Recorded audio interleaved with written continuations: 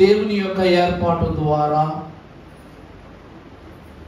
గత పరిశుద్ధ శుక్రవారాలన్నీ వైభవముగాను మహిమకరముగా దేవుడు జరిగించడం కృప చూపించారు. ప్రభువుకి మహిమ. ఏకీవించిన మీ అందరికీ మరొకసారి ప్రత్యేకమైన మరణాత మరణాత. దైవజనుడైన దేవదాసయ్య గారు పలుమార్లు సెలవిస్తూ ఉన్నారు. ఏమిటంటే, దేవునికి లోకము పైన ఎంత ప్రేమ ఉన్నదో అంతే సందేహం ఉన్నదట. ఆ సందేహము కారణంగానే బైబిల్ మిషన్ను ఎందరో భక్తులను దాటించి మన దైవజనుని చేతికి అప్పగించడం జరిగింది. నా ఇల్లంతటిలోనూ మోషే నమ్మకమైన వాడు అని ప్రభు అన్నారంటే, పరలోకపు ఇంటికి నమ్మకమైన వాడు మోషే. అటువంటి మోషేకు దేవుడు బైబిల్ మిషన్ ఇవ్వలేదు. అలాగే అబ్రహాము, నేను మంటి వాడను, నా ఏలిన వాడ, ధూళిని దుమ్మునయ్యున్న నేను నీతో మాట్లాడుటకు సాహసించుచున్నాను, అట్టి నిన్ను విశ్వాసమునకు కర్తగాను తండ్రిగానే నియమిస్తూ ఉన్నాను. అబ్రహాముకు దేవుడు వరమిచ్చి అందరికన్నా మిన్నైన తన విశ్వాసాన్ని ఏర్పరచుకున్న దేవుడు అబ్రహామునకును బైబిల్ మిషన్ ఇవ్వలేదు. సృష్టి యావత్తులోను నీవు ఒక్కడివే నీతిమంతుడవు, మరి ఇంకెవరునూ నీతిమంతులు లేరు, ఉండరు అని తెలియజేసిన ప్రభువు ఓడలో ఉన్నప్పుడైనా, ఓడ దాటి అరారాతుకు చేరినప్పుడైనా సరే బైబిల్ మిషన్ను నోవహుకు అందించలేదు. న్యాయాధిపతులకేమి, ప్రవచన అద్భుత కర్తయ్యకు యెషయాకు గాని ఇర్మీయాకు గాని, మలాకి గ్రంథము వరకు ఉన్న పాత నిబంధన ప్రవక్తలకు, ఆ తదుపరి ఉన్న 12 మంది అపోస్తులకు, అపోస్తుల భక్త కార్య సంఘమునకు నాయకుడైన పౌలులకు కూడా ఈ మర్మమును విడచెప్పలేదు. కానీ ఎందుకు కారణము అంటే, ప్రతి ఒక్కరు భక్తి చేశారు, కానీ ప్రతి ఒక్కరి భక్తి వెనక దేవుని మీద ప్రేమ ఉంది. అలాగే వారి వారి క్రియల పట్ల, వారి వారి పనుల పట్ల ఎన్నో సందేహాలు ఇప్పుడు పరచబడ్డాయి. దైవజనులైన దేవదాసయ్య గారి చేత ప్రభువు ఏమన్నారు అంటే, అనుమానము లేకుండా చేయు ఆత్మము, అనుమానము లేకుండా చేయు ఆత్మము, మేను కాడు గుణము,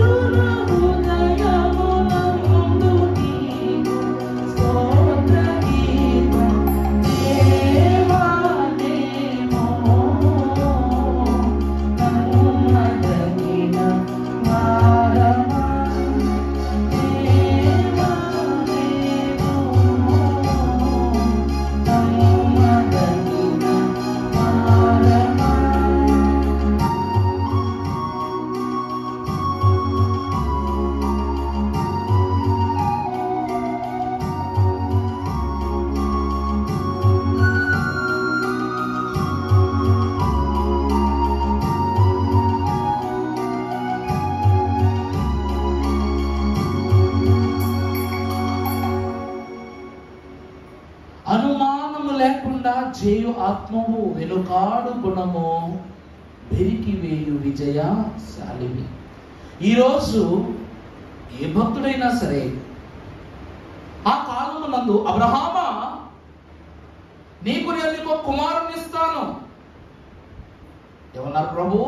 నీకు లోకమే ఆశ్చర్యపడేంత, పరలోకమే గర్వించేంత, సమస్త సృష్టి ఆనందపడేంత అద్భుతమైనటువంటి సంతానాన్ని నీకు ఇస్తానని అబ్రహామునకు వృద్ధాప్యంలో దేవుడు తెలియజేస్తే, ఆ సంతానాన్ని గురించి అబ్రహాం ఏమనుకున్నాడట? ఏంటి ప్రభువా, ఈరోజు నువ్వు నాతో సరదాకు ఏదైనా మాట చెప్పాలని ఆనందపడతావా? ఈరోజు నేను ఆట పట్టించడానికి నువ్వు ఈ విషయాన్ని చెప్తున్నావా? ఏదైనా నవ్వు కలిగించే విషయాన్ని నువ్వు నాకు చెప్పాలనుకున్నావా? అందుకే ఈ విషయం చెప్పి నన్ను నవ్విద్దామని వచ్చావా? ఈ వయసులో నాకు బిడ్డలేంటి నాయన? నన్ను నేను మోసుకున్నటకు, నా కుటుంబ భారాన్ని మోసుకున్నటకు, నా భార్యకు తోడుగా నేను రేపో మాపో లేదా ఉన్నా. అటువంటి మాకు ఒక బిడ్డ పుడతాడు, నువ్వు నిరీక్షించు అని అంటున్నావే. ఈ వయసులో బిడ్డను మాత్రం కానీ మేము ఏం చేయం? స్తన్యం ఇవ్వగలిగే శక్తి ఆమెకు లేదు, గర్భాన్ని మోయగలిగే శక్తి ఆమెకు లేదు, అతన్ని పెంచి పోషించేంత సొమ్ము ఉంది కానీ శక్తి మాత్రం మాకు లేదు. ఎలా నమ్మాడా దేవుని మాటని? నమ్మలా. నమ్మాడా అండి? దేవుడు ఆశీర్వాదం ఇస్తారని నమ్మాడా? ఏంటి ప్రభువా, సరదాకి ఏమని చెప్తున్నావా? నాకు నన్ను ఆట పట్టించడానికి ఏమని చెప్తున్నావా అని అడిగాడు. అబ్రహాము విశ్వాసం నాకు తండ్రి అయ్యాడు, కానీ దేవుని హృదయం అంతట్లోనూ గొప్ప నమ్మకాన్ని కలిగి ఉండలేకపోయాడే. అతను అడిగాడా? దేవా మేము నమ్మదగిన వారమా అని అడిగాడా? అడగలా. ఇక రెండవదిగా చూస్తే, భక్తుడైనటువంటి మోషే గారిని మనము చూసినప్పుడు, తన ఇల్లంతటిలోనూ మోషే నీతిమంతుడంట. మామూలు ఇల్లు కాదు, బేతేలు గృహం, పరలోకపు గృహము. అంతటిలోనూ ఎందరో దేవుని యొక్క పక్కనే ఉండి ఆయన పరిచర్య చేస్తున్న నమ్మని దేవదేవుడు మోషేనేమంటున్నాడు? తనంతటిలో నమ్మకమైన వాడు అంటున్నాడు. అటువంటి నమ్మకస్తుడు, నమ్మకం అని అక్కడే రాస్తుంది. ఇంకా దేవా మేము నమ్మదగిన వారం అని పాడుకోనక్కర్లేదు కదా, అంతే కదండి? ఎందుకంటే ఆయనే సృష్టికర్త నమ్మాడు, నరుల హృదయమునందు ఆయనకు స్తోత్ర గీతము నిత్యము పాడబడుతున్నది నమ్మాడు. అటువంటి నమ్మకమైనటువంటి వాడు బైబిల్ మిషన్ ఎందుకు అందుకోలేకపోయాడు చెప్పండి? అతను చేసినటువంటి తప్పుడు పని చెప్పనా? వెనుకడుగు వేసే గుణము. నీకు ఇశ్రాయేలు ప్రజలైనటువంటి వారిని చేతికి అప్పగిస్తాను, ఫరో నీ చేతికి అప్పగిస్తాను, ఈ సృష్టి నీ చేతికి అప్పగిస్తాను, ఐగుప్తు దాస్యత్వాన్ని చేతికి అప్పగిస్తానని దేవదేవుడు ఇచ్చినప్పటికీ ఇతడు ఏం చేశాడంట? వెనుకాడు గుణము, పెరిగి వేయు విజయశాలిని అన్న విషయం నమ్మలేదంట. నా దేవుడు ఫరో నా చేతికి ఇవ్వగలడు, ఐగుప్తు దాస్యత్వం నా చేతికి ఇవ్వగలడు, లోకాన్ని నా చేతికి ఇవ్వగలడు, సృష్టి అధికారాన్ని నా చేతికి ఇవ్వగలడు. కానీ నమ్మాడా? దేవుడు తన ఇల్లంతటిలో మోషేను నమ్మకమైన వాడిగా ఎంచి చూపించాడు, కానీ తన హృదయ గృహములో దేవునికి అంత గొప్ప బలము ఉన్నదని తన నమ్మలా. ఏం వేశాడంట? వెనుకడుగు వేశాడంట. వెనుకాడు గుణమును బెరికి వేయు విజయశాలి ఎవరు? దేవుడే. అందువలన బైబిల్ మిషను ఎవరికి ఇవ్వబడలేదు? మోషేకు ఇవ్వబడలేదు. ఆ తరువాత నోవహు యొద్దకు వచ్చేసరికి సృష్టాంతుడిలోను నోవహు ఒక్కడే నీతిమంతుడు. నీతిమంతుడు కంటే గొప్పవాడు ఎవరు లేడు. నీతిమంతుడు అంటే మంచోడు, అన్ని లక్షణాలు గలవాడు. మరలాంటి నోవహునకు దేవదేవుడు బైబిల్ మిషన్ ఎందుకు ఇవ్వలేదు? ఎందుకో చెప్పనా? ఈరోజు ప్రతి ఒక్కరు చేసే ఘోరమైన తప్పు, ఘోరాతి ఘోరమైనటువంటి తప్పు బాగా గుర్తుపెట్టుకోండి. నోవాహును ఒక్కడినే నీతిమంతుడిని చేసి ఓడ ఎక్కించి అరారాతుకు చేర్చి తన స్తుతిని తన మహిమను కనపరుచుకోవాలని దేవుడు ఆశపడితే నోవాహు ఏమన్నాడు తెలుసా? అయ్యా నాతో పాటు నా కుటుంబాన్ని, నా భార్య బిడ్డలను కూడా వాడెక్కించుకున్నాను ఆయన. అంటే కుటుంబాన్ని కోరుకొనుట ద్వారా దేవుని మహిమను కోరుకొనలేకపోవటం ద్వారా అతడు అరారాతుకే చేర్చబడ్డాడు గాని అందలమంత ఎత్తులో ఉన్న పరిశుద్ధ రాజ్యములకు అతడు చేర్చబడలేదు. ఎవడవునా కాదమ్మా? రేపు రెండవ రాకడ వస్తుంది. పరలోక రాజ్యాల్లో దేవుడిని ప్రతిష్ఠిస్తారనగానే నా బిడ్డలు, నా భర్త, మా అమ్మ, మా నాన్న, నా పిల్లి, నా కుక్క, నా పాము, నా బిడ్డ అట్ట అట్ట అట్ట అట్ట నేను కొనుక్కున్న వస్తువులకి చిట్టాలు చెప్పుకొస్తాను. ప్రారంభం నుంచి వరకు ఏం చెప్పుకొస్తాం? చిట్టాలు చెప్పుకొస్తాం. అలాగనే నా భార్య, నా బిడ్డలను కూడా ఈ ఓడ ఎక్కటానికి అనుమతినివ్వనగాని దేవుడు తన పట్ల కలిగినటువంటి నీతి ఒకటి, తన పట్ల, తన కుటుంబం పట్ల కలిగి ఉన్న తలంపు ఒకటి. అందుకే కుటుంబాన్ని లక్ష్య పెట్టుట ద్వారా దేవుని పనిని అలక్ష్య పెట్టుతాడని గమనించిన దేవుడు అలా పంపించాడు. అంతే, అంతకుమించి పంపించాడు ఇంకెక్కడికైనా? దేవుని ప్రియబిడ్డలారా, దేవుని పట్ల, మన పట్ల ఒక ఆలోచన దేవుడికి ఉంటే మనము ఈ లోకాన్ని బట్టి, పరిస్థితులను బట్టి ఒక ఆలోచనలో ఉంటాం. అది కూడా దైవజనులు పాటలు ఎలా రాశారు చెప్పనా? పుస్తకం ఇంటి అందులో ఉంటుంది ఒక చరణం. నాలో పుట్టు సంశయము మార్పించు దేవుడవు, నాలో పుట్టు సంశయము మార్పించు దేవుడవు, అపానం నీ కాను నిర్మూలపరచు నాటి కాటవు, అపానం నీ కాను నిర్మూలపరచు నాటి కాటవు, దేవానేమో నమ్మదగిన వారమా, దేవానేమో నమ్మదగిన వారమా. దేవుని ప్రియబిడ్డలారా, దేవుని పట్ల దేవుడు నోవహును నమ్మెను, నీతిమంతుడుగా ఎంచెను. కానీ అదే నీతిమంతుడైనటువంటి నోవహు ఏమనుకున్నాడంట?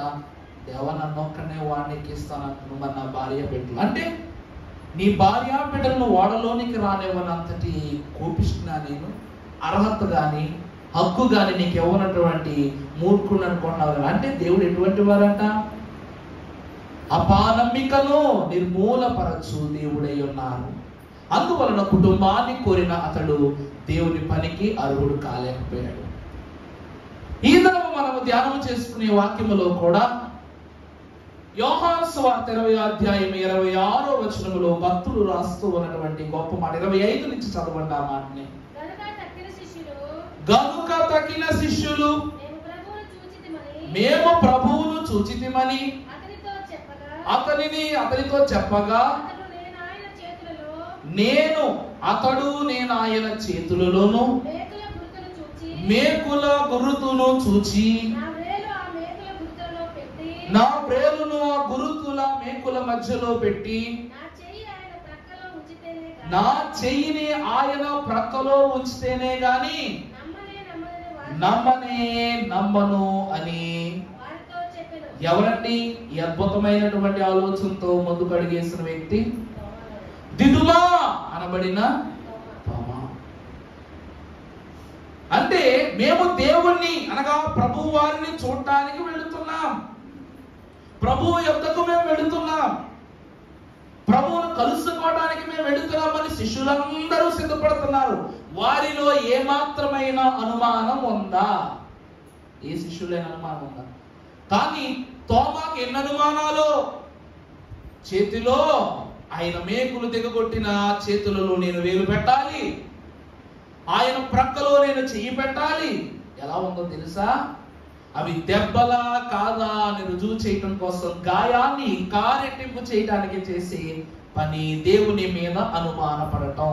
ఇక్కడ దేవుడు ఎంతటి గొప్పవాడంటే అయ్యగారు రాసినట్లు అనుమానము లేకుండా జేయు ఆత్మము, అనుమానము లేకుండా జేయు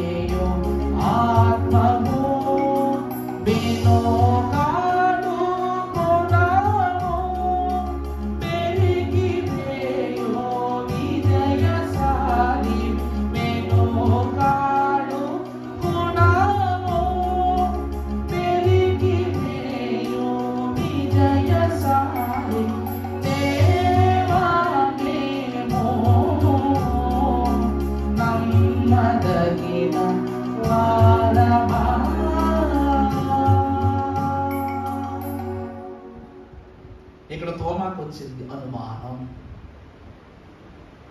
ఆ అనుమానాన్ని దేవుడు లేకుండా చేశారా లేదా?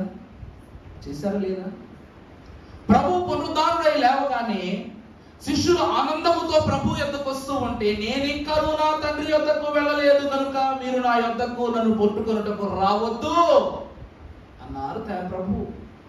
మహిమ దేహం కదా. అలా ఉన్నప్పుడు శిష్యుడైనటువంటి తోమా ప్రభువుని బట్టి ముందే నిర్ణయం చేసుకున్నాడు. ఆయన పునరుద్ధారుడైతే నేను పరీక్షించి తెలుసుకుంటాను అని ముందే నిర్ణయం చేసుకున్నాడట. అలా నిర్ణయించుకుని నేను ఆయన చేతులలో ఉన్న గాయాలను, ప్రక్కలో ఉన్న గాయములను నేను ముట్టుకుని నిర్ధారణ చేసుకున్న తరువాతే నేను ప్రభువును నా ప్రభువుగా స్వీకరిస్తాను అన్నాడు. అనుమానము లేకుండా చేయు ఆత్మ దేవుడేంటి? ఎటువంటి ఆత్మ అంట? ఈరోజు ఆయన ధరించుకున్న మహిమ శరీరము తండ్రి యొద్దకు వెళ్ళటము ప్రత్యేకము కాదు. తన ప్రజలు, తన బిడ్డలు, తన శిష్యులు, తన వారు ఇదే దేవుని నిజ పునరుద్ధానము. దీన్ని బట్టి మనము పునరుద్ధానులమవుతామని చెప్పబడటమే, తీర్పులోనికి రాబడటమే దేవునికి ముఖ్యమైన సంగతి కనుక ఆయన దేహము మహిమ దేహమా అన్నది కూడా విడిచిపెట్టి తన శరీరాన్ని తన బిడ్డలకు అప్పగించారు ప్రభు. ముట్టుకొనుట ద్వారా వెనుకాడు గుణము బెరికివేయు దేవుడెవరు? విజయశాలి. దేవుడు వెనకడుగు వేయలేదు. శిష్యులలో ఉన్న అనుమానాన్ని తీసివేసేశారు. రెండు క్రియలు ఇక్కడ జరిగాయి. ఇంతమంది భక్తులున్న బైబిల్ మిషన్ను దైవజనునికి ఇవ్వడానికి గల కారణం ఏమిటంటే, ఇందులో ఉన్నటువంటి 8 చరణాల్లోనూ ప్రతి భక్తుడు చేసినటువంటి దోషాలు ఉన్నాయి. ఎందుకంటే దేవా మేము నమ్మదగిన వారు. మా దైవజనులు అడిగారంట, దేవదాసు ఇదిగో నీకు ఈ మిషన్ ఇస్తూ ఉన్నాను అని చెప్పినప్పుడు, నాయన నిజముగానే నువ్వు నాకు మిషన్ ఇస్తున్నావా? నీ పనిలో నువ్వు నన్ను ఏర్పాటు చేసుకున్నావా? నేను సమర్థుడని నువ్వు నమ్మావా? నేను ఈ పని ఖచ్చితంగా నెరవేర్చగలనని నువ్వు నమ్ముచున్నావా అని అడిగినప్పుడు, నేను నమ్ముచున్నాను, కానీ నువ్వు నమ్మితే చాలు, ఇంకెవరు నమ్మినా నమ్మకపోయినా నీ నమ్మకమే ఈ మిషన్ విషయంలో ఒక గొప్ప సాధనమైన ముందుకు నడిపిస్తుందని విశ్వాసిగా దైవజనులు ఆశించారు, నడిపింపబడ్డారు. పేతురుకు దేవుడు బాధ్యత అప్పచెప్తున్నప్పుడు అనుకున్నాడంట, ప్రభువా నీలా నేను బాధ చేయలేనయ్యా, నీలా నేను అద్భుత స్వస్థతలు చేయలేనయ్యా, నీలాగా నేను అద్భుతమైనటువంటి వర్తమానాలు చెప్పలేను, పరలోకము నుండి దిగి వచ్చిన దూతల యొక్క ప్రార్థన చెప్పలేను, నీలా రూపాంతర పర్వతం మీద మోషే ఏలియాతో మాట్లాడినట్టు నేను మాట్లాడలేను, నాకేం లేదు. నేనెందుకు నాయకుడి కింద? నీ నాయకుడిని ఏం చేయాలి? అప్పుడు ప్రభు అన్నారంట, నీలో ఉన్న గొప్ప గుణము వెనుకడుగు వేయని గుణము, వెనుకాడు గుణము బెరికివేయు విజయశాలి. యేసు ప్రభువును ఎంత కఠినమైన ప్రశ్న అయినా, కలత పెట్టే ప్రశ్న అయినా అడిగిన పేతురు ఒక్కడే. అందుకే పేతురు ఎవరు అనగా విజయశాలి. ఇలా ప్రతి ఒక్కరిలో ఈ తలంపులు ఉన్నట్లుగానే దేవుడు వారికి ఆనందపరిచి ఆశీర్వదించే దీవెనలు కూడా ఇచ్చారు. ఈ దినమున విశ్వాసులకు కూడా వందలాది, లక్షలాది, కోట్లాది అనుమానాలు, ఎన్నో అనుమానాలు. అటువంటి అనుమానములను కలిగి ఉన్న మనలను దేవుడు ఏం చేస్తారంట? అనుమానము లేకుండా చేయు ఆత్మగా మన యందు దేవుడు పనిచేస్తూ ఉన్నారు. అనుమానం లేకుండా దేవుడు మనల్ని ఏం చేస్తూ ఉన్నారు? ఆయన ఆత్మ చేత వెనుకడుగు వేయకుండా విజయశాలి వలె ముందుకు వెళ్ళగలిగే స్థితిని కల్పిస్తూ ఉన్నారు. పరిశుద్ధ లేఖన భాగములో మనము చూసినప్పుడు మహాభక్తులైనటువంటి దావీదు కీర్తనల గ్రంథము 77వ అధ్యాయము 7వ వచనములో ఒక ప్రత్యేకమైనటువంటి మాటను వివరిస్తూ ఉన్నారు. 77వ దావీదు కీర్తన 7వ వచనం చదువుకుందాం. ప్రభువు నిత్యము విడనాడునా, ఆయన ఎక్కడున్నారు? కటాక్షింపరా, ఆయన కృప. 7వ వచనమేనండి, 77:7 చదవండి. 8వ వచనం, ఆయన కృప ఎన్నటికి లేకుండా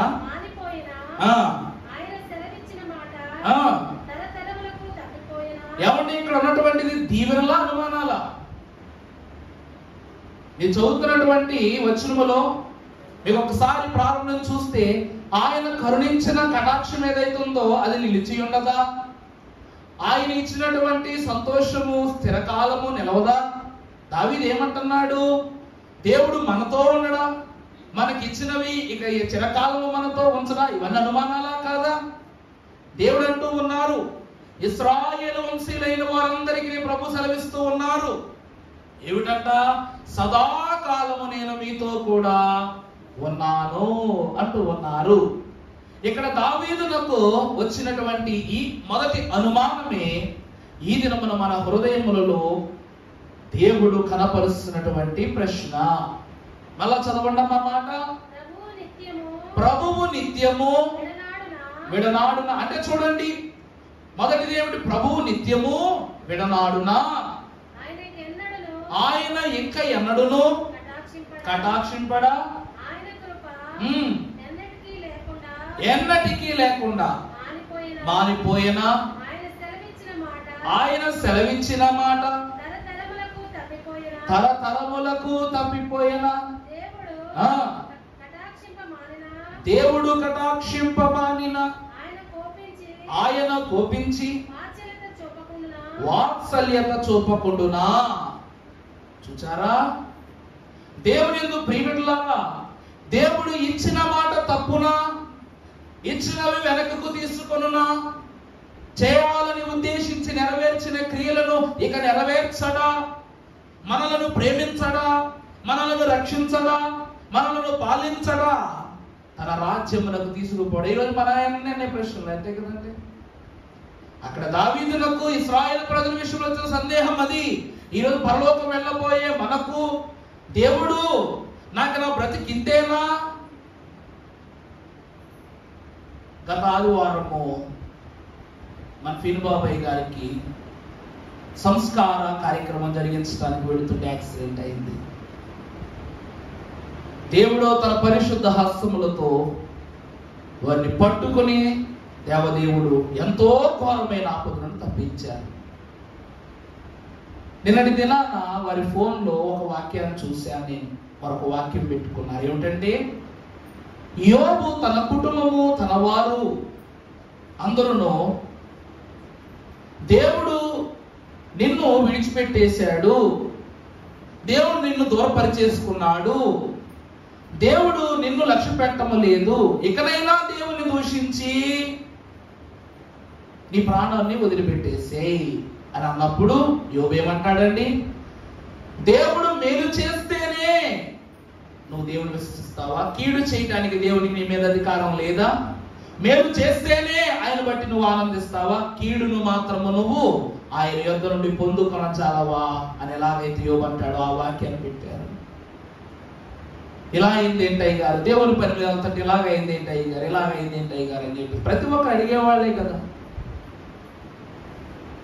అప్పుడు అయ్యగారు సమాధానం ఏం చెప్పారంట? ఎన్ని శ్రమలో అన్ని దానములున్నవన్నీ మీకు సన్నుతించుము ఇలన్, కిన్నుడవు కాకున్న ఎడలని విన్నైన ఎన్నైన అన్నైనా గెలుతువు అన్నారు. దేవుని ప్రియబిడ్డలారా, శ్రమ వెంబడి శ్రమ, శోధన వెంబడి శోధనే. వారన్నారు దేవుని యొద్ద నుండి మేళ్లను మాత్రమే కాదు, రాబోయే కీడును కూడా మనం ఏం చేయాలి? యాక్సెప్ట్ చేయాల్సిందే. ఏమండి, కన్నీరు తుడిచే చేతులు కొట్టడానికి అధికారం లేని చేతులా? అంతే కదండి. ప్రతి తల్లి ప్రతి తండ్రి తన బిడ్డలకు కష్టం వస్తే అడ్డు నిలబడతారు, ఏడుపు వస్తే ఓదారుస్తారు. అంత మాత్రాన ఆ చేతులు ఓదార్చడానికే గాని కొట్టడానికి కాదు అని ఎవరైనా నిర్ణయించగలరా? అలాగే లోకము మనలను హింసిస్తూ ఉన్నదని లోకం మీద నింద తోయటం కాదు, ఇది దేవునిలో మనకు కలుగుతున్న పరీక్ష అని అయ్యగారు భావించారు. దాని ప్రకారమే దేవుడు ఉన్నాను. ఇక్కడ మన వాక్యంలో చూస్తే దేవుని కరుణ మన నుండి వెళ్ళిపోయిందా? దేవుని స్వాస్థ్యం మన నుండి వెళ్ళిపోయిందా? దేవుని సంతోషం మన వదిలి వెళ్ళిపోయిందా? దేవుడు మనకిచ్చిన హామీలను విడిచిపోయాడు, తీసుకుని వెళ్ళిపోయాడా? మనల్ని దూరపెట్టేస్తున్నాడా? మనందరినీ అధైర్యంలోనికి ఎట్టేస్తున్నాడా అని ప్రతి ఒక్కరు భావించేవారే. దేవుని ప్రియమిట్లారా, అందుకు దైవజనులు అన్నారు, ధన్యుడు దేవా మానవుడు, ధన్యుడు ధన్యుడు దైవజనుడు, ధరణి జనులందరి కన్నా ధన్యుడు దైవజనుడు, ధరణి జనులందరి కన్నా అన్యోన్యంతటి వారైనా ధరణికి సాటిరారో. ధన్యుడు దేవా మానవుడు,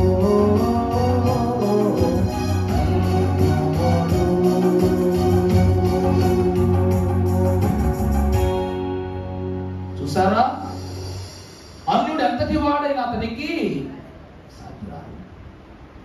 దేవుని సంఘమా, దేవుని యొక్క కనుచూపు ఏ రోజు మనం విడిచిపెట్టి వెళ్ళిపోదు. ఏదో 4 కష్టాలు ఎక్కువ వచ్చినాయి కదా, మనం పడని శ్రమలు ఒకదాని మీదకి వచ్చి పడిపోతూ ఉంది కదా అని మనం దేవుని పనిలో ఆగిపోయాము అంటే, దేవుని క్రియలు ఆగిపోయాము అంటే మనం ఏమై ఉన్నామంట? ధన్యులము కాము, దేవమానవులము కాము. కొన్ని ఇళ్ళు చూస్తే నేను ఎంతో ప్రార్థన చేస్తున్నాను దేవునికి, కానీ నా ఇల్లు ఎప్పుడు ఎండిన మూళ్ళ ఉంటది, నా ఎదురిల్లు మాత్రం ఎప్పుడు పచ్చగా ఉంటది. ఏంటో దేవా నాకు ఈ కష్టం, నేను నిన్ను విడిచిపెట్టలేదు, నీ పాదాలను విడిచిపెట్టలా. నాకు ఎన్ని కష్టాలు వచ్చినా నీకు ఇచ్చే దాంట్లో కానీ, నిన్ను స్తుతించే దాంట్లో కానీ నేను ఎప్పుడు వెనకబడలా. నాకెందుకు నేను కష్టాలు ఇస్తున్నావు అంటారు పిచ్చివాళ్ళు. ఆ ఎదురుగా నీ ఎదురుగా నీ శారీరక నేత్రాలకు ఎదురుగా ఉన్నవాడు నీకు పచ్చగా కనబడుతున్నాడు. ఆత్మీయ నేత్రాలు పెట్టుకొని చూడు ఒకసారి దేవుల్లో, వాడి పచ్చదనం ఎంతో, వాడు ఎండబడిన స్థితి ఏంటో. కొన్ని చోట్ల చూడండి, కింద వేరు ఎండిపోతూనే ఉంటది ఆకు పచ్చగా ఉన్నా, కొన్ని చోట్ల వేరు పచ్చగా ఉంటది మోడు ఎండిపోయి ఉన్నా. ఇక్కడ మనకు కావలసినది కనబడని వేరు యొక్క సారమే గాని కనిపించే ఆకు యొక్క సారము కాదు. దేవుడు దావీదు ఏర్పాటులో ఉన్నప్పుడు తను ఎండిన మోడుగా ఉన్నంత కాలమును పచ్చని చిగురుగా ఫలింపజేశాడు. అనుమానాలు ఎప్పుడైతే తనలో పుట్టించుకున్నాడు, తన యొక్క సారం ఎండిపోయింది, మిగిలిన స్థితి అంతా పచ్చగానే కనబడింది. దేవుని సంగమా, దావీదు వలె మనం ఏ రోజు నా ప్రభువు చేయి నన్ను విడిచిపెట్టి వెళ్ళిపోయిందా, నా ప్రభు నాకు ఇచ్చిన నెరవేర్పులు వదిలేసాడు. ఇశ్రాయేలు దేవుడు వదిలేశాడా? ఇచ్చిన దీవెనలను వాళ్ళే వదిలేశారు. ఇచ్చిన ప్రతి దీవెనలను దేవుడు నిత్య రక్షణగా ఇస్తే ఆ దీవెనలు దాటి బ్రతకాలనుకున్నారు, కానీ దీవెనల్లో బ్రతకాలనుకోలేదు. ఏమండి, ఈరోజు వర్షం వస్తుంది, మనిషి ఎంతలా ఉన్నా, గొడుగు ఎంత చిన్నగా ఉన్నా తడవకుండా కాపాడాల్సింది తలని, ఒంటిని కాదు. అర్థమవుతుందా అండి? నీ శిరస్సు తడవకుండా గొడుగు అడ్డం పెట్టుకుంటావు, కానీ అదే గొడుగు పక్కన పెడితే శిరస్సు ఏముంది, శరీరం మీద మొత్తం నడిచిపోద్ది కదా. ఆ గొడుగు అడ్డముగా ఉండటం వలన ఏదో ఒక చినుకు నీ శరీరంలో ఖచ్చితంగా ఏదో ఒక భాగానికి ఖచ్చితంగా తాకుండా ఉంటుంది, అంతే కదండి. తల మీద గొడుగు పెట్టుకోగానే తల మీద ఒక్కొక్క చుక్కైనా పడద్దా? భుజం మీద కానీ పొట్ట వరకు కానీ ఏ చుక్కలైనా పడతాయా? అంటే నీకివ్వవలసిన దాని వరకు రక్షణ గొడిగిస్తూ ఉంది, నీకివ్వవలసినంత వరకు దాన్ని తయారు చేశారు. దేవుడు కూడా తన హస్తాలను నీ వైపు రక్షణగా చాపి ఉంచినప్పుడు ఆ హస్తాలను దాటి నువ్వు బ్రతకాలనుకుంటున్నావు, రక్షణ ఎలా నువ్వు పొందుకోగలవని తెలియజేస్తూ ఉన్నావు. దేవుడు దావీదులకు ఇచ్చిన వాగ్దానాలు ఎన్నో, కానీ దేవుని వాగ్దానాలు పొందుకోవడమే కాకుండా ఆ వాగ్దానాలకు మించి బ్రతకాలనుకున్నాడు దావీదు. ఇలాంటి విశ్వాసులు కూడా పరలోకము చేరడానికి చెడు దారులు వెతుకుతున్నారు, చెడు ఆలోచనలతో బ్రతుకుతున్నారు, చెడు మార్గాలు అనుసరిస్తున్నారు. అయ్యగారన్నారు, ఎన్ని శ్రమలో అన్ని దానాలే, ఎన్ని శపించినా తన జన్మమునే తాను శపించుకున్నాడు, కానీ దేవుణ్ణి మాత్రం ఏ రోజు తిట్టలేదు యోబు. ఈరోజు మనం కూడా అంతే, నువ్వే గొడుగు కొనుక్కుంటావు, నువ్వే బాగోలేదంటావు. మరి కొనుక్కున్నప్పుడు వర్షంలోకి వెళ్ళి టెస్ట్ చేయొచ్చుగా. ఏమండి, వర్షాకాలానికి ముందే గొడుగు కొనుక్కుంటాం, కొడుకుని షాపులోనే గొడుగు పెట్టుకుంటా, అబ్బా కరెక్ట్ గా ఉందంటావు. తీరా వర్షంలోకి వెళ్ళేసరికి 4 చుక్కలు నీ పాదాల మీదో లేకపోతే నీ భుజాల మీదో పడేసరికి ఏమంటావు? అనవసరంగా ఈ గొడుగు అనవసరం కొనుక్కోనని గొడుగుని తిడతావు. నువ్వు ఎంత పెద్ద గొడుగైనా కొనుక్కో, ఎంత పెద్ద గొడుగైనా కొనుక్కో, నువ్వు పట్టుకునే స్థితి సరిగా లేనప్పుడు, దాన్ని చేత పట్టుకుని నడిచే స్థితి సరిగా లేనప్పుడు ఖచ్చితంగా ప్రతి ఒక్క చినుకు నిన్నే తాకుద్ది. అలాగే దేవుడిచ్చినటువంటి కౌగిలిలోను ఆయన హస్తాలలోను నువ్వు పోషింపబడినంత కాలమే నీకు రక్షణ. అది దాటి బ్రతికితే ఇదిలాగే దేవుడాలను వదిలేసావా, దేవాలను విడిచిపెట్టేసావా, దేవాన్ని చేతులకు నన్ను లాక్కోవా, ఇలాంటి మాటలన్నీ మాట్లాడవలసి వస్తుంది. అందుకే విశ్వాస జీవితంలో దేవుడు విడిచిపెట్టేశాడు అనే అనుమానము ఎప్పటికీ అన్నటికీ ఉండకూడదు. పరిశుద్ధ గ్రంథములో మీరు చూసినట్లయితే యోబు గ్రంథం 7వ అధ్యాయము 20వ వచనాన్ని మనం ఒక్కసారి జ్ఞాపకం చేసుకున్నప్పుడు, నేను పాపము చేసి తినా, నరులను కలిపెట్టువాడా, నేను నీ ఎడల ఏమి చేయగలను, నాకు నేనే భారముగా ఉన్నాను, నీవే నాకు నీవేళ గురిపెట్టితివి, నీవేళ నా అతిక్రమములను పరిహరింపవు, నా దోషమును నీవు ఎలా క్షమింపవు, మట్టిలో పండుకొనేదను, నీవు నన్ను జాగ్రత్తగా వెతకుదము గాని. చాలండి, ఇక్కడ భక్తుడైన యోబు అంటూ ఉన్నాడు, నాయనా నువ్వు నన్ను ఎలా ఎందుకు శిక్షిస్తున్నావు ప్రభువా, ఎందుకు శ్రమ పెడుతున్నావు నాయనా, నీ జాలి నా మీద లేదా, ఇంతకంటే హీనమైన స్థితిలోకి నేను వెళ్ళటానికి ఇంకా ఏమైనా సమయం ఉందా, ఇంకా తరుణం కొరకు నువ్వేం చూస్తున్నావా, నా బ్రతుకు ఈ ఆఖరి క్షణాలతోనే ఇమిడిపోతుందా. అంటే భార్య విసిగినప్పుడు విసిగిపోలేదు, స్నేహితులు విసిగినప్పుడు విసిగిపోలేదు, శరీరము విసిగించినప్పుడు విసిగిపోలేదు, కానీ ఆత్మ విసుగుదల చెందే పరిస్థితి వచ్చింది. అక్కడ చూసారా, అక్కడ దేవుణ్ణి, నాయనా నీకు ఇంకా నా మీద కోపం పోలేదా, నువ్వు చేయవలసిన క్రియలు ఇంకా నా మీద మిగిలిపోయి ఉన్నాయని అడుగుతున్నాడు తప్ప, ఎందుకు నన్ను ఇలా చేస్తున్నావు, నీకు వేరే పనే లేదు. తిడతాడండి. అక్కడ యోబు అంతా అంటాడు,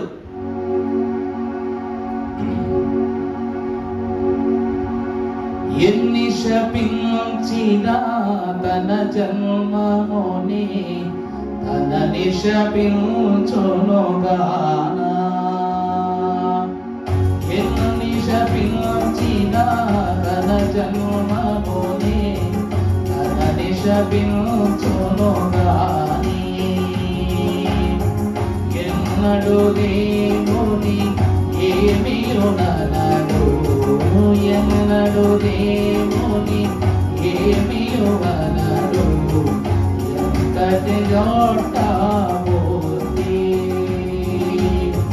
మూర్తి కలిగి పూజింపుమిగా, మూర్తి కలిగి పూజింపుమిగా, మానవుడు శ్రమను పొందక దైవ మానవుడితో కాగలడు. ఏమిటండి, ఎన్ని శపించినా, ఏటిని శపించినా తన బ్రతుకును గురించి శపించుకున్నాడే కానీ తన జన్మాన్ని తిరిగి శపిస్తుంది. అంతే కదండి. ఈ రోజులో మనం అనుకుంటాం, లోకమునందు ఎన్నో పరిస్థితులు మన మీద తెలియాడుతూ ఉంటాయి. ఈరోజు తాడిందని నోడ్ను వాటి తలదండుకు పోద్ది అంటారు. అంతే కదండి. తాడిందంతే ఎదురుడు చేపతనుకు పోతాడు, మన తల తండుకు పోతాడు. ఈరోజు లోకం వైపు నువ్వు ఎన్ని శాపాలు ఇవ్వు, ఎన్నైనా ఇవ్వు, ఒకటే నెరవేరుతుంది. ఒక్కటే. నేను గతంలో ఒక పుస్తకం చదివా నా కాలేజీ లైబ్రరీలో, ఈవిల్ సోర్సెస్ అనేటువంటి పుస్తకం. ఆ పుస్తకంలో ఒక అద్భుతమైన కథ ఉంటుంది. ఒక చెట్టంట ఎంతో కాలం నుండి విపరీతంగా పెరిగిపోతుంది కానీ ఒక్క కాయ కూడా కాయటం లేదంట. ఏంటండి, చెట్టు విపరీతంగా పెరిగిపోతుంది కానీ ఆ చెట్టు నుండి ఒక్క కాయ కూడా కాయటం లేదంట. కాయకపోయేసరికి దాన్ని కొట్టడానిక ఎడుగు మనుషుల దగ్గర సరైన పనిముట్లు లేవు. ఈ రోజైతే మన లాంటి కదా బుల్డోజర్లు అని అవన్నీ ఇవని చెట్లు కోల్చడానికి కొన్ని పరికరాలు ఉన్నాయి. అడుగు మనుషులు కదా, అందువలన వాళ్ళ దగ్గర సరైన పనిముట్లు కత్తులు కటారులు లేవు. లేకపోయేసరికి వాళ్ళందరూ జనమందరూ ఒక రోజు వచ్చి ఆ చెట్టు చుట్టూ నిలబడి నోటికొచ్చినట్టు ఆ చెట్టుని తిట్టేశారంట. అర్థమవుతుందా అండి? ఆ చెట్టును నోటికొచ్చినట్టుగా తిట్టేశారంట. తిట్టి తిట్టి తిట్టి ఆ రోజంతా తిట్టి తిట్టి వెళ్ళిపోయారు. వారం రోజుల తర్వాత వచ్చేసరికి ఆ చెట్టు దాని అంతటా కూలిపోయింది. ఆ చెట్టు ఏమైపోయింది? అంత పెద్ద చెట్టు దానంతటా అదే కూలిపోయింది. ఆ వారంలో ఏ సంభవం అంటే ఎటువంటి వాతావరణ తుఫాన్లు కానీ అలాంటివి ఏమీ జరగల. చెట్టు దానంతటా కూలిపోయింది. అలాగే ఇంకొక పేజీలో ఉంటుంది ఒక మాట ఏమిటంటే, ఒకడికి క్యాన్సర్ అట. ఒక వ్యక్తికి, ఒక యవనస్తుడు క్యాన్సర్ అంట. అతను డాక్టర్ దగ్గరికి వెళితే ఆ డాక్టరు అతని ట్రీట్మెంట్ ఇస్తూ ఇస్తూ ఇస్తూ అతనితో అన్నాడంట, బాబు ఇప్పుడు నువ్వు నిద్రలోకి వెళ్తున్నావు అని ఒక హిప్నోథెరపీని వాడి తన కను దృష్టిని, తన ఆలోచనలు డాక్టర్ చేతిలోకి లాగేసుకుంటాడు. లాగేసుకుని అతను ఏమంటాడు, నేను ఎలా చెప్తే అలా చెయ్యి అని అంటాడు. అప్పుడు ఈ డాక్టర్ అన్నాడంట, నీ శరీరంలో ఉన్న క్యాన్సర్ కణం ఏదైతే ఉందో దానిని పిరానా చేపలు తినేస్తున్నాయి అన్నట్లుగా నువ్వు ఊహించుకొనగానే ఇతని మనస్సులో అలా జరిగినట్లుగా ఊహించుకున్నాడు. 3 నెలలు బ్రతికే వ్యక్తి 8 నెలలు బ్రతికాడంట. అర్థమవుతుందని చెప్తుంది. అంటే ఒక చోట విపరీతమైనటువంటి చెడు దూషణ, చెడు మాటలు, శాపాలు, తిట్లు, చివాట్లు పెట్టడం వలన ఒక మహావృక్షం, నిండు నూరేళ్లకు మించి బ్రతికిన వృక్షం కుప్పకూలిపోయింది. వారంలో ఏ ఆయుధము, ఏ పనిముట్టు కోల్చలేని చెట్టు కూలిపోయింది. 3 నెలల్లో చనిపోతాడని చెప్పవలసిన వ్యక్తికి ఒక డాక్టరు ఒక థెరపీని చెప్పగానే 8 నెలలు బ్రతికాడు. ఏం జరిగిందంట? ఈ దినమున విశ్వాసి తన తలంపు యందు దేవుడు వాక్యంలో రాయించినట్టు జీవము మరణము ఎవరి వశములో ఉంది? మన నాలుక వశములో ఉందన్నారు సామెతల గ్రంథకర్త అయిన సొలొమోను గారు. నువ్వు ఎవరిని శపించినా ఆ శాపము రానుదన నీ మీద కూడా వస్తుంది. నువ్వు ఎవరిని ప్రేమించినా అదే ప్రేమ తిరిగి నీ మీదకి వస్తుంది. ఇక్కడ మనం చూసినట్లయితే యోబు తను శపించుకుంటున్నాడు, తన జన్మాన్ని శపించుకుంటున్నాడు, కానీ తన ఆత్మను శపించుకుంటున్నాడా? అర్థమవుతుందా అండి? కుళ్ళిన తన శరీరం అతనికి చికాకు పుట్టిస్తుంది, కానీ బ్రతకాలి దేవునిలో నేను నిలబడాలనే ఆ ఆత్మను మాత్రము తను ఏ దినమునందు శపించుకోలేదు, తిట్టుకొనలేదు. దేవుని ప్రియమిత్రులారా, అక్కడ యోబు యొక్క యథార్థతను దేవుని ఎలా కనపరుస్తున్నాడంటే, పుట్టుటను బట్టి మట్టి వాడలను రుజువు చేయటానికి దిగంబరిగా బూడిదలో కూర్చున్నాడు. ఈ మట్టి కన్నా హీనమైన వాడిని తాను రుజువు చేసుకున్నాడు.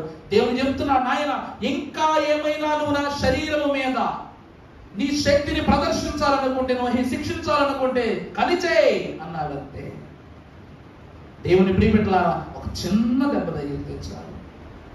అక్కడ రాయి ఎందుకు ఎట్టాడు అని చెబుతాం. ఎవరైనా బండి వచ్చి కాముగా ఉన్నటువంటి మనం ఎలగలితో సైకిల్ వచ్చి తగిలిందనుకో, అసలు ఎలా ఉంటుందంటే, ఇరిగిన ఆమెకు గుద్దిన ఆమెకు మధ్య 10 మంది చేరి ఒక చిన్న గోరు ఇరిగితే మొత్తం ఎముకిరిగిపోయిన రేంజ్లో సీన్ చేసి 25-30 ఏళ్ళు లాగేస్తారు. అదే పరిస్థితి. ఎంత నెగిటివిటీయో చూసారా? ఈరోజు దేవుని ఎదురు కూడా అంతే. ఈరోజు దేవుని దగ్గర కూడా లాగేస్తాం డబ్బులు. మనం తెలుసా, దేవుని దగ్గర కూడా డబ్బులు లాగేస్తాం. ఎలాగా? దేవుని నమ్మేసి యోధ లాగాడే అలాగా. దేవుని నమ్మేసి, ప్రభు నమ్మేసి 30 వెండి నాణ్యాలు లాగేసాడే అలాగనమాట. ఈరోజు దేవా ఈ గాయం నువ్వే ఇచ్చావు. సైకిల్ తొక్కింది నువ్వు, లేక బండి నడిపింది నువ్వు, కరెంట్ స్తంభాల్లో లేక ఎదురొచ్చే వాహనాన్ని గుద్దేసింది నువ్వు, చెయ్యి ఎరగొట్టుకుంది నువ్వు, కట్టేయించుకుంది నువ్వు, అన్నీ నువ్వే. ఈ రోజు నాకు యాక్సిడెంట్ జరగటం వల్ల నా బండికో 10 ఏళ్ళు, డాక్టర్కో 5 ఏళ్ళు, ఇంట్లో బంధువులకో 10 ఏళ్ళు, తినే తిండికి పచ్చానికి, నేను బయటకు వెళ్ళకుండా ఉండడానికి, నేను పనికి వెళ్ళలేకపోతున్నాను, దానికి దీనికి మొత్తం మిక్సీ కట్టి ఒక 50,000 రూపాయలు బిల్లు వేస్తావు. ఈ 50,000 రూపాయలు నువ్వే ఇవ్వాలి నాకు. ఎలా ఇస్తావో నాకు అనవసరం. ఎలా ఇస్తావు? గుద్దేవాడు కదా, ఆడి దగ్గర నుంచి వసూలు చేసుకుంటాం. అంతే కదండి. వీటన్నిటికీ ఏంటి, రోడ్డు మీద పక్క రక్తం కారుతుంటే పక్క దెబ్బలు పడతా ఉంటా, డీల్ మాట్లాడేస్తుంటారు ఇంకో పక్క నిలబడి. ఆఖరికి మనం దానికి ఏమని పేరు పెడతామంటే దేవుడు బలి ఇచ్చాడండి. నిజంగానా? అంటే నువ్వు చేసిన అపరాధానికి లేకపోతే అవతలోడు చేసిన అపరాధానికి కారణంలోకి వచ్చే డబ్బులను, అంటే అవినీతి సొమ్మును ఎవరి పేరుని తీసుకుంటున్నావు? దేవుని పేరుని తీసుకుంటున్నావు. యోబు యొక్క స్థితిని ఒక్కసారి గమనించండి. అన్నీ లాగేసుకున్నాడు దేవుడు. అన్నీ లాగేసుకున్నప్పుడు తన అనాలి ఒక మాట, ఒకే గొప్ప మాట అనాలి. ఏమిటంటే, ఎన్ని లాగేసుకున్నావు ప్రభువా, ఇంకేం మిగిలిందా నా దగ్గర లాక్కోవడానికి? మరలా తిరిగి ఇమ్మని కూడా అడగలేదు.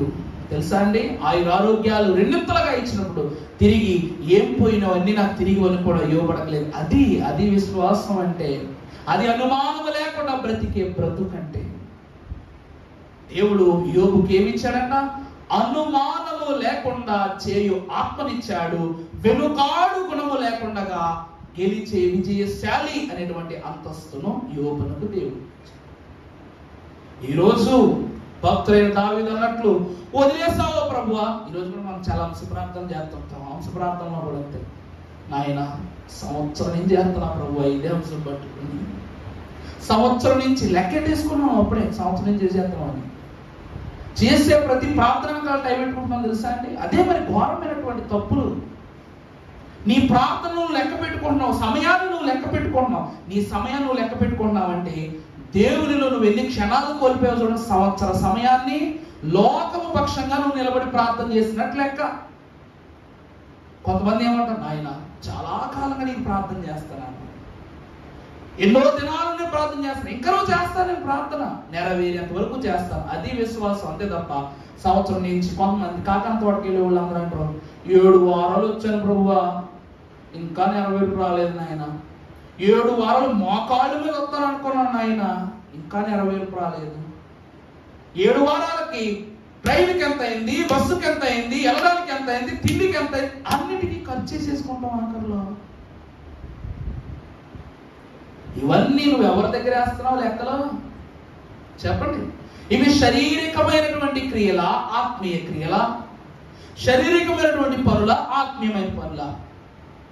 దేవుని యొద్దకు నేను వెళ్ళాలి అన్నప్పుడు ఆత్మ ఒప్పుకుంటది, బయలుదేరేటప్పుడు శరీరం ఒప్పుకుంటది అన్నమాట. అది అప్పటి నుంచి ఎంత బాగా పనిచేస్తుందంటే నీ శరీరం ఏమంటుంది తెలుసా? చూడరా, 7 వారాలు వెళ్ళేవరా నువ్వు, ఏదిరా నీ దేవుడి కరుణ, ఏదిరా నీ దేవుడి కృప, ఎంత ఖర్చు పెట్టావురా, ఎంత ఆర్జించావురా, ఎంత దానం ఇచ్చావురా, ఎంత కాలు పోసావురా అంటారు. దేవుని ప్రియబిడ్డలారా, నీ శరీరం నీకు ఎంత ఘోరం. అందుకే యోబు ఏమన్నాడు తెలుసా అండి, నశింపజేసేన ఆయన నా శరీరాన్ని. తన దిగంబరుడు కావడానికి రెండో కారణం ఏమిటంటే, ఇంకా ఎక్కడైనా నా కంటికి కనబడకపోవచ్చు. ఏమండి, గాయపడని ప్రదేశాలు నా కంటికి కనబడకపోవచ్చు. ఈ శరీరము నాకు శత్రువుగా ఉపేక్షింపబడడానికి ముందే నువ్వు దాన్ని శిక్షించేన ఆయన, నశింపజేసిన ఆయన. ఈ కుళ్ళిన కురుపులు, మాడిన శరీరము, శోధింపబడుతున్నటువంటి రక్తనాళములన్నీ ఏమైపోవాలి? నీ చేత కృషింపజేయబడాలి అని కోరుకున్నాడు. ఎందుకంటే ఇవి నా ఆత్మను ఏం చేయకూడదు? ఆర్పకూడదు. ఈరోజు దేవుని యొక్కకు 7 వారాలు వెళ్ళాలని నీ ఆత్మ చెప్పిందా, నేను చెప్పానా? ఏమండి, పరలోకం వెళ్ళాలంటే 10 వారాలు చేయమంట, చేసేస్తారు. అంటే 10 వారాల్లో పరలోకం వెళ్ళిపోతాం, 10 వారాలు చచ్చిపోతాం అనే కదా అర్థం. ఈ విషయం వరకని చెప్తే 10 వారాలు చేస్తారా? చేయరు. ఎందుకు చేయరు? 10 వారాలు వెళ్ళిపోవాలి నేను మా ఫ్యామిలీని వదిలేసి. 10 వారాల్లో పని పూర్తవ్వాలని ఆశపడే నీ ఆత్మ 10 వారాలు పరలోకం వెళ్ళడానికి ఎందుకు సిద్ధపడట్లేదు? చూసారా ఎంత నెగిటివిటీయో. దేవుని ప్రియబిడ్డలారా, దావీదు అన్నటువంటి మాట, యోబు అన్నటువంటి మాటకు ఎంత వ్యతిరేకం చూసారా? పాపం ఎప్పుడు నువ్వు మంచోడివే, నువ్వు మంచోడివే, నువ్వు మంచోడివే అంటది. పరిశుద్ధత ఎప్పుడు నువ్వు పాపిగా బతుకుతున్నావు, పరిశుద్ధులుగా మాట్లాడని చెప్పుద్ది. అది మెల్లగా చెప్పినా నీకు నచ్చదు, ఇది గట్టిగా చెప్పినా నీకు అర్థమైపోద్ది. చూసారా దేవుని ప్రియబిడ్డలారా, అరిచేటువంటి పరిస్థితులు నీకు ఎలా కనబడతాయి? కోపిష్టిగా కనబడతాయి. మెల్లగా చెప్పే సంగతులు విననట్లుగా నువ్వు దూరపరిచేలా కనబడతాయి. అందుకే నీలో ఉండకూడనిది ఏమిటంటే అనుమానము. అనుమానం అనేటువంటి ఉండకూడదు. మూడవదిగా చూస్తే ఆది కాండము 17-16. ఆది కాండం 17:16 త్వరపడండి. నేను ఆమెను ఆశీర్వదించి ఆమె వలన నీకు కుమారునిని కలుగజేసి. చాలండి దేవుని ప్రియబిడ్డలు, చాలమ్మా. దేవుడు అంటూ ఉన్నారు అబ్రహాము గారితో, నేను ఆమెను ఆశీర్వదిస్తాను. ఈరోజు ఎవరైనా మన ఇంటికి వచ్చి, అమ్మా ఒక గ్లాస్ పంచదార ఉంటే అమ్మా, ఒక గ్లాస్ ఉప్పు ఉంటే అమ్మా, ఒక గ్లాస్ పప్పు ఉంటే అని అడుగుతారు. సామాన్యమే. ఈ పప్పు ఇమ్మని ఉప్పు ఇమ్మని ఆడవాళ్ళు అడుగుతామా, మగవాళ్ళు అడుగుతామా? కదా. అదే ఒక 10,000 ఉంటే ఇవ్వమని ఎవరిని అడుగుతాం? ఆడవాళ్ళని అడుగుతాం, మగవాళ్ళని అడుగుతామా? 10,000 రూపాయలు అంటే ఎక్కువ సొమ్ము ఎవరిని అడగాలి? ఆ ఇంటిని పోషించేవారిని అడగాలి. అలాగే చిన్ని ఒక గృహిణి వంటగది యొక్క ఆవరణమంతా తెలిసినటువంటి స్త్రీకి పప్పు ఉప్పు పెద్ద చిన్న విషయమే కాబట్టి, చిన్న విషయాలు కాబట్టి ఆమెను అడిగి తీసుకుంటాం. ఈ రోజు కూడా గర్భమేమో శారమ్మ గారిది. ఏమండి? గర్భమేమో శారమ్మ గారిది. 9 నెలలు మొయ్యాల్సింది ఆమె, పురుడు పోసుకోవాల్సింది ఆమె, బిడ్డకు పాలు ఇవ్వాల్సింది ఆమె, ఒళ్ళో పెట్టుకుని పెంచాల్సింది ఆమె, నిద్రపుచ్చాల్సింది ఆమె, అన్ని అమలుకొచ్చాల్సింది ఆమె. మరి ఆమె దగ్గరికి వెళ్ళి వరాన్ని ఇవ్వకుండా అబ్రహాము దగ్గరికి దేవుడు వచ్చేందుకు ఈ వరాన్ని ఇస్తున్నాడు? చెప్పండి. ఇదే దేవుడు ఇదే ప్రత్యక్షతను శారమ్మ ఎదురుగా ఇది కనపరిస్తే శారమ్మ నవ్వుతుందా? చెప్పండి. దేవుడే స్వయంగా శారమ్మ దగ్గరికి వెళ్ళి ఈ వరాన్ని ఆమెకి ఇస్తే ఆమె నవ్వుద్దా? దేవుడే కనబడితే. కానీ అబ్రహాము దగ్గరికి రావడానికి నవ్వు అనేటువంటి విషయం కాసేపు పక్కన పెట్టండి. అబ్రహాము దగ్గరికి వచ్చి దేవుడు ఎందుకు ఇచ్చాడు చెప్పనా? యజమానుడు ఒప్పుకుంటేనే యజమానురాలు ఒప్పుకున్నట్టు. అంతే కదండి. భర్తకు నచ్చితేనే కదండి భార్య ఓకే చేసేది. భర్తను కాదని భార్యలు ఏమైనా చేయగలరా? సొంత పెత్తనం చేయగలరా? భార్యని కాదని భర్త సొంత పెత్తనం చేయగలరా? ఇద్దరుకు వారి వారి మాటకు చొప్పున ఏమై ఉన్నారు? విధేయులై ఉన్నారు. యజమానుడైనటువంటి అబ్రహాము దగ్గరకు వచ్చి తన సంతానమును గురించిన వరమును దేవుడు బోధించినప్పుడు అబ్రహాము నవ్వాడు. అందుకే అబ్రహాము ఆ వరాన్ని ఎలా చూశాడంట? నవ్వుగా చూశాడు. దాన్ని ఎలా చూశాడండి? దేవుడు ఆట పట్టించినట్లుగా సరదాగా చూశాడు. కాబట్టి ఈ సరదా ఆమెకి ఎలా వచ్చింది? నవ్వు రూపంలో బయటకు వచ్చింది. ఎదురుగా ఉన్నాడే పరాచకాలాడినప్పుడు గుడారం పక్క దాకున్న ఆమెకు నవ్వు రావడంలో పెద్ద విశేషం ఏం లేదు కదా.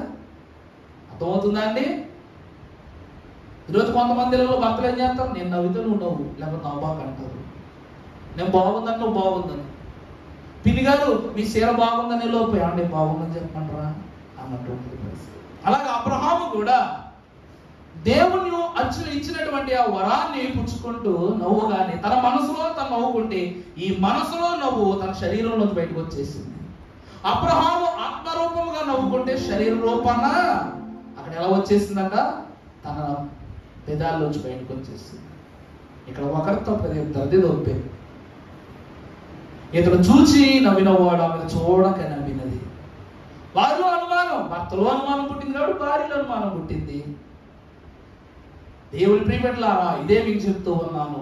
ఈ దినమున మనం ఒకటి అనుకుంటాం, భర్త ఏది చెప్తే దానికి తలాడిస్తాం. వారు తప్పు చేసినా కూడా తలాడించాలా? ఈమెం చేయాలి? ఈ దినమున దేవుని వాక్యం చెప్తూ ఉంది, ఆత్మ శరీరమునకు శరీరము ఆత్మకును వ్యతిరేకముగా ఏమై ఉండాలి? ఉపేక్షించేదై ఉండాలి.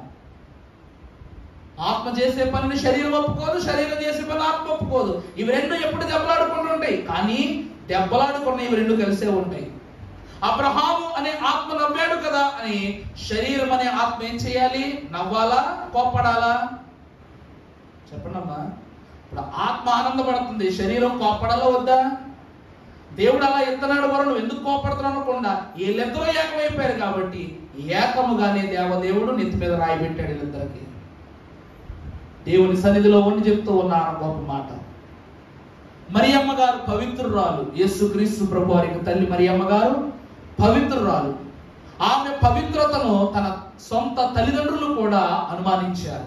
అర్థమవుతుందా అండి? ఆమె పరిశుద్ధురాలు, పవిత్రమైనది అని, ఆమె గర్భం పరిశుద్ధాత్మ ద్వారా గర్భము ధరించిందన్న విషయం తెలిసిన తర్వాత తల్లిదండ్రులు కూడా ఆమె ఏమన్నారు? ఏంటి గర్భం వద్దన్నట్లుగా మాట్లాడారు. కానీ ఆమెను వివాహము చేసుకుని ఆమె రక్తముతో కానీ ఆమె వంశంతో కానీ సంబంధం లేనటువంటి యోసేపు గారు ఏం చేశారంట? ఆమె గర్భములో ఉన్న పవిత్రతను, ఆమె జీవితంలో ఉన్నటువంటి శుద్ధిని గమనించాడు. ఇక్కడ కూడా ఆత్మ శరీరం అంటే మరియమ్మ గారి ఆత్మ పవిత్రము, అలాగే యోసేపు గారి యొక్క శరీరము కూడా పవిత్రము. వారు దంపతులే, వీరు దంపతులే. ఆయన విశ్వాసమునకు తండ్రి, ఈయన రక్షణకు తండ్రి. వారు వృద్ధాప్యంలో బిడ్డలకు అన్నారు, వీరు శారీరక జీవితము గడపకుండానే బిడ్డలకు అన్నారు. ఏమండి?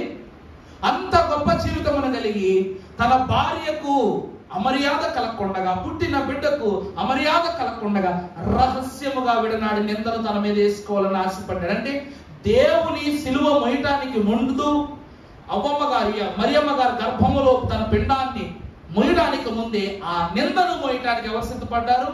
యోసేపు గారు సిద్ధపడ్డారు. దేవుడు అన్నారు, నిందలు అవమానంబులు దోషణ గందరగోళములున్నా,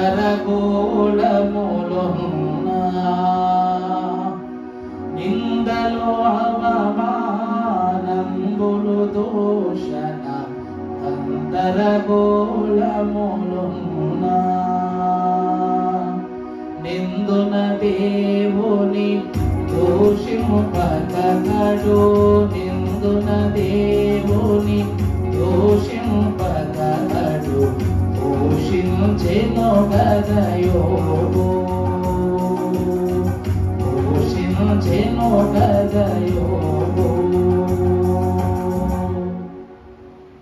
నిందున దేవుని దూషింపకుడు అంటే పరిశుద్ధాత్మ ద్వారా గర్భము ధరించినట్లయితే అది పవిత్రమైనది అయి ఉండొచ్చు.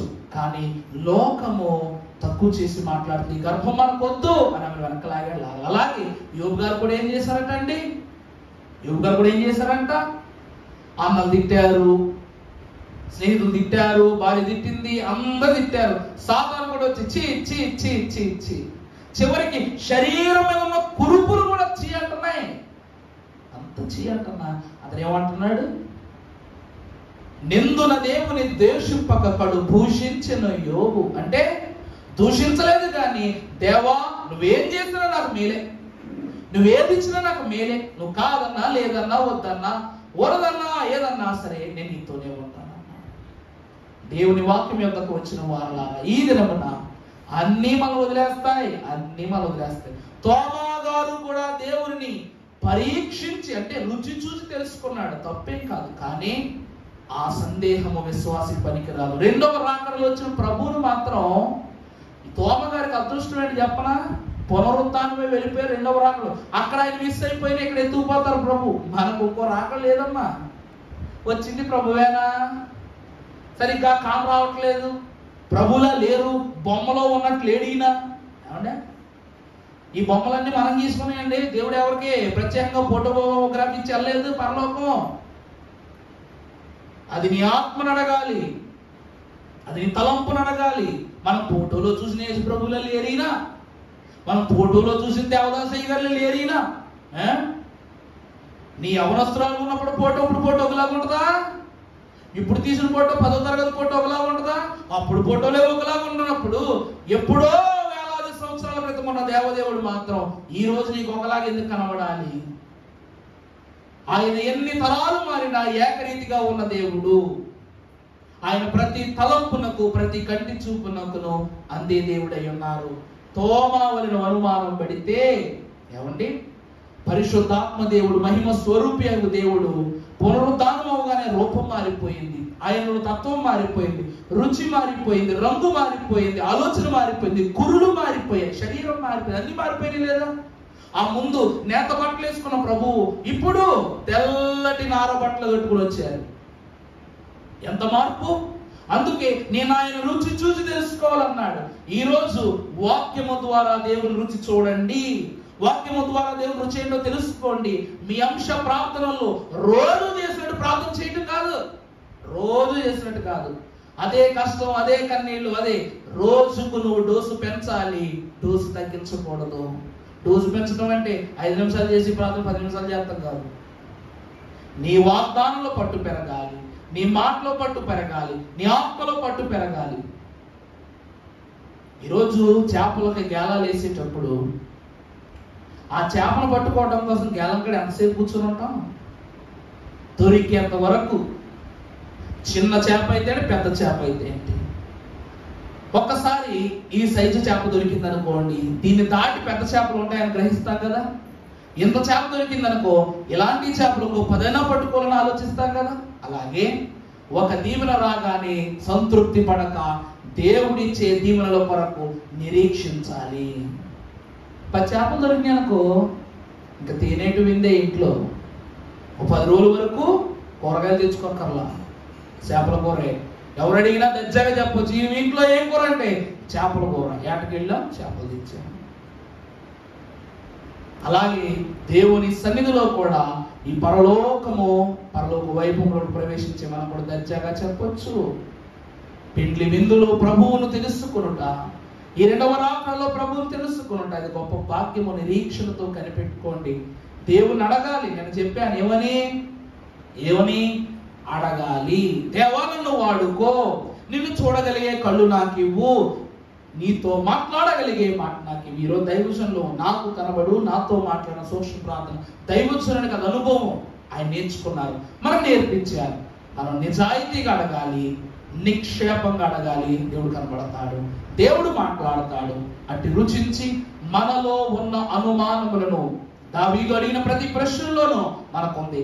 వాగ్దానాలు తీసేసుకున్నావా, రక్షణ తీసేసుకున్నావా, నాలో సంతోషం తీసేసుకున్నావా, ఇచ్చిన బహుమానాలు తీసేసుకున్నావా, ఇలాంటి పిచ్చి ప్రశ్నలన్నీ దేవుని సన్నిధిలో మాట్లాడి మనలో ఉన్న విశ్వాసాన్ని లోకానికి అమ్ముకోవద్దు.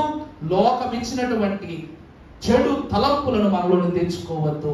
దైవ వాగ్దానములతో దేవుడు నిరంతరము మనతో ఉన్నాడని విశ్వసించి విశ్వాసముతో వేడి ప్రార్థించిన విశ్వమంతయును ఏకమై నీకు ఆ మహిమను అనుగ్రహించునని అయ్యగారు అన్నారు గనుక అట్టి మహిమతో మనలో అనుమానములను, సంకటములను ప్రభు తొలగించి రక్షణ భాగ్యముతో నింపివేయును గాక. ఆమేన్. పరిశుద్ధుడైన మా దేవానికి స్తోత్రములు.